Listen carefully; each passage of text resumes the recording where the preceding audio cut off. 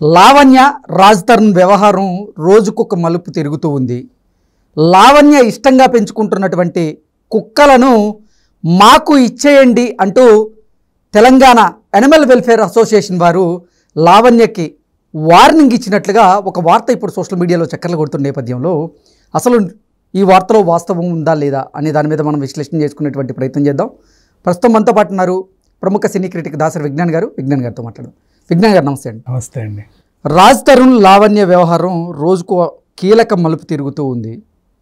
ఈ నేపథ్యంలోనే లావణ్య ఎంతో ఇష్టంగా పెంచుకుంటున్నటువంటి కుక్కలను మాకు ఇచ్చేయండి అంటూ తెలంగాణ యానిమల్ వెల్ఫేర్ అసోసియేషన్ అధికారులు ఆవిడకు వార్నింగ్ ఇచ్చినట్లుగా ఒక వార్త ఇప్పుడు సోషల్ మీడియాలో చక్కర్లు కొడుతూ ఉంది. దీంట్లో వాస్తవం ఉందంటారు? అసలు విషయంలోకి వెళ్తే యానిమల్ వెల్ఫేర్ అసోసియేషన్ పక్కన పెడితే అసలు వాళ్ళకి ఎవరు కంప్లైంట్ ఇచ్చారు? డాగ్ లవర్స్, పెట్ లవర్స్ వాళ్ళకి కంప్లైంట్ ఇచ్చారు. ఎందుకు పెట్ లవర్స్ కంప్లైంట్ ఇచ్చారు? ఒక సినిమాల్లోనే ఏదైనా కుక్కని కొట్టినా తిట్టినా భరించలేరు వాళ్ళు. Pet lovers are very sensitive. Next, ఏ జంతువునైనా మీరు హింసిస్తున్నారని తెలిస్తే వాళ్ళు చాలా సీరియస్ అవుతారు. అలాగే ఇప్పుడు జూబ్లీ హిల్స్, బంజారా హిల్స్ రోడ్లో వాళ్ళు వెళ్ళారనుకో, ఫర్ ఎగ్జాంపుల్, బోన్లో బయట రిచ్గా బోన్లో ఒక రిచ్ కుక్క ఉంటుంది ఇలా పడుకొని, వాళ్ళు వెళ్ళి ఇమీడియట్లీ వాళ్ళకి సీరియస్ వార్నింగ్ ఇస్తారు. ఏంటి బాబు, నువ్వు స్టేటస్ చూపించుకోవడానికి నువ్వు కుక్కను పెంచుకున్నావు, దానికంటూ ఫ్రీడమ్ కావాలి, నువ్వు అలా చిన్న బోన్లో దాన్ని బంధించడానికి వీల్లేదు, బయట తిప్పు. బయట తిప్పితే అది అటో చేస్తుంది, ఇటు చేస్తుంది, నువ్వు ట్రైన్ చెయ్యి. నేను ట్రైన్ చేస్తే అది వినదండి, పెంచుకోవడం మానే. అంతే, దాన్ని హింసించే రైట్ నీకు లేదు. వీళ్ళు పట్టుకెళ్ళిపోతారు అంతే. సరైన ఆన్సర్ లేదు. నెక్స్ట్ టైం వచ్చాడు మాకు అది ఆ లాన్లో తిరుగుతా కనపడాలి. అట్లా కనపడదండి, అది గోడ దూకి వెళ్ళిపోతుంది. నీ కర్మ, అది నువ్వు పెంచుకున్న బ్రీడ్ అది. మళ్ళీ అంటప్పుడు గోడ హైట్ పెంచుకోదాన్ని.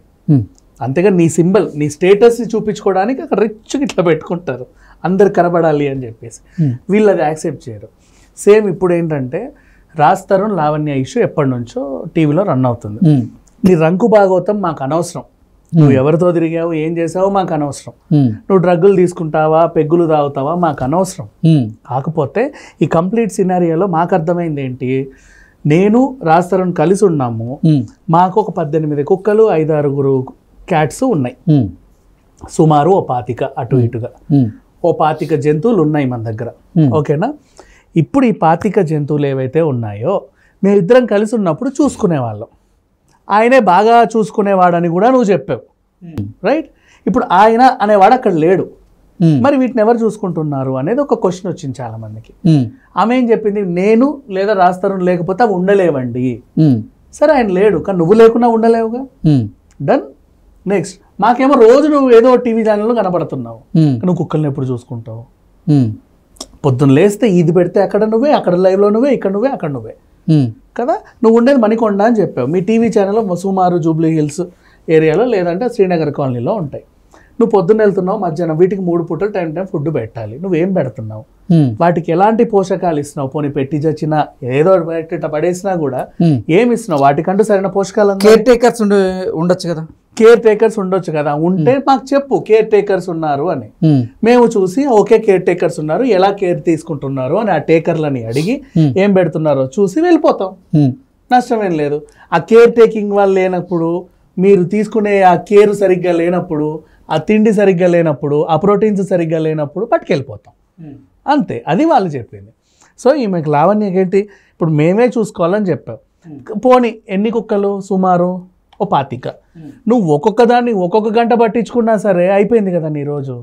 మనం పొద్దంతా బయట తిరుగుతున్నావు, ఇంకెప్పుడు పట్టించుకున్నావు వాటిని? ఇంతకీ ఆ ఎనిమల్స్ అన్నింటినీ కూడా యానిమల్ వెల్ఫేర్ అసోసియేషన్ తీసుకెళ్ళిందా, లేకపోతే ఇప్పుడు లావణ్య గారి దగ్గరే ఉన్నాయా?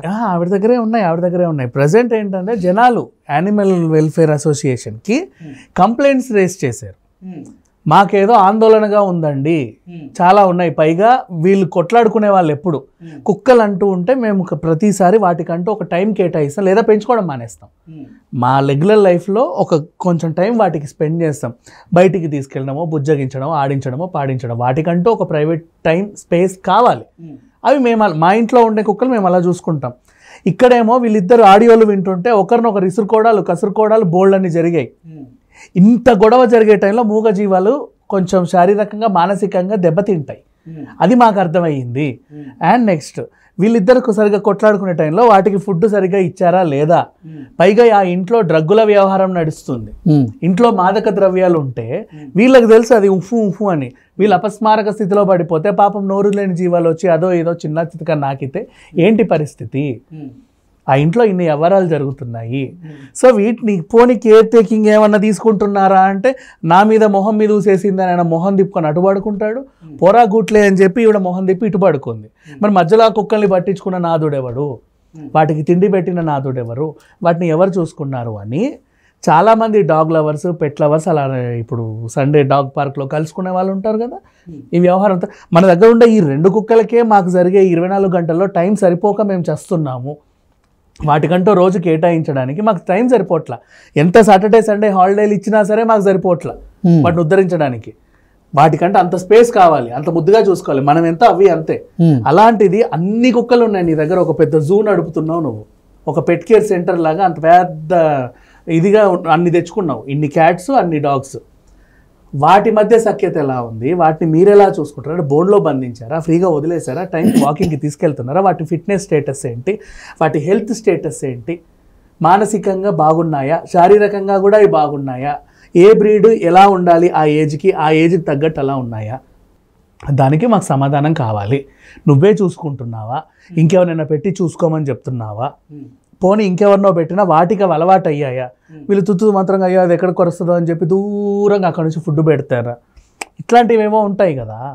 ఇవన్నిటికీ నాకు ఆన్సర్ కావాలి అని చెప్పేసి చాలామంది జనాలు ఈవిడ్ని అడగలేక, ఈవిడ్ని అడిగితే ఎక్కడ వచ్చి మళ్ళీ వాళ్ళని కూడా చెప్పులతో కొడుతుందేమో అని భయపడి యానిమల్ వెల్ఫేర్ అసోసియేషన్కి కంప్లైంట్స్ రేస్ చేశారు. ఇప్పుడు వాళ్ళంతా ఒక మంచి టైం తీసుకొని ఓ అధికారి వచ్చి ఒక బృందం వెళ్తుంది, ఎందుకంటే ఒకరిద్దరు వెళ్ళాలని కుక్కలు కాదు కదా, ఒక బృందం అక్కడికి వెళ్ళి వాటిని సరిగ్గా చూసుకొని ఇన్ కేస్ ఏమైనా సరే వాళ్ళకి నచ్చని అంశం అలా కనిపిస్తే ఖచ్చితంగా వాటన్నిటిని బోన్ ఎక్కించి పట్టుకెళ్ళిపోతారు.